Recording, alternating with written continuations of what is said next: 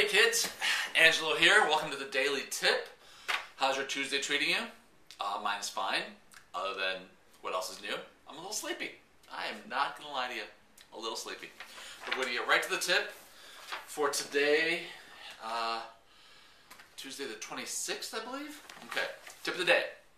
Use high quality brushes and rollers when painting. They make a huge difference. This is so true. You know that old saying, you get what you pay for? This is one of those instances. You want brushes and rollers that are high quality, not the kind, and I've been guilty of this, buy a cheaper brush, you're using it to cut the edging or around molding, and the bristles, or the hairs of the brush are left behind, and you're trying to get them off. It's not pretty. So spend the extra money, get a good brush, a good roller. You'll also be surprised at the way that your paint gets applied. It coats better, it just looks better, it's worth it. And thank you so much, because we are getting my staff is just completely overwhelmed. And the studio audience, oh my gosh, off the charts. Yeah, by we I mean me. And Baxter, who, you know, may or may not show up today, because he doesn't like to get out of bed. He really doesn't. He watches me get out of bed, and he gives me one of these. And then rolls over and goes right back to sleep.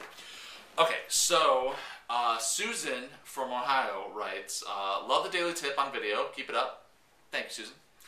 I found a couch that I completely fell in love with, brought it home, and is now completely taking over my living room. How do I pick the right scale furniture? Please help me.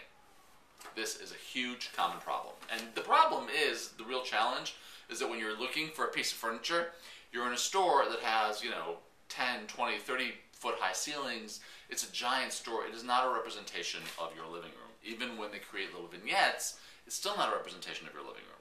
So the key is to get all the information about any piece of furniture that you love, the width, the depth, the height, take pictures of it, go back to your home, and with masking tape, mask off the area that this piece of furniture is going to take up.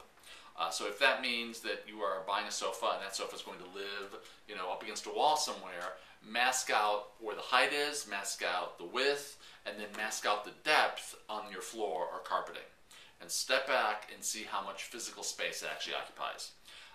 And what you want to do is put all your other furniture around it so you get a sense of what it's going to be. And you'll get a really good feel of it. So if it's looking like your living room is now turning into the sofa room, and it looks like you should be going into business as a sofa outlet, probably not the right one for you, no matter how much you love it.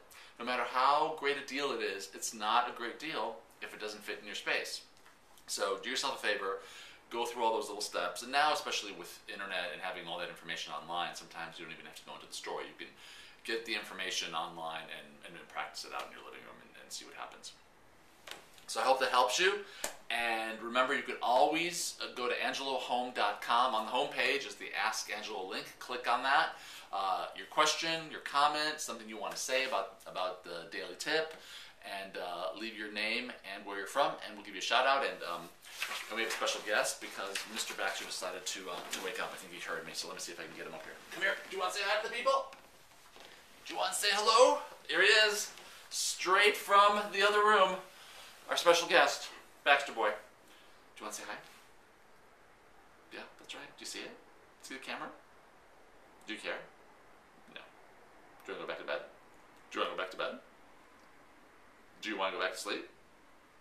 Do you want a treat? That's what it comes down to. He wants a treat. I'll see you guys later. Bye.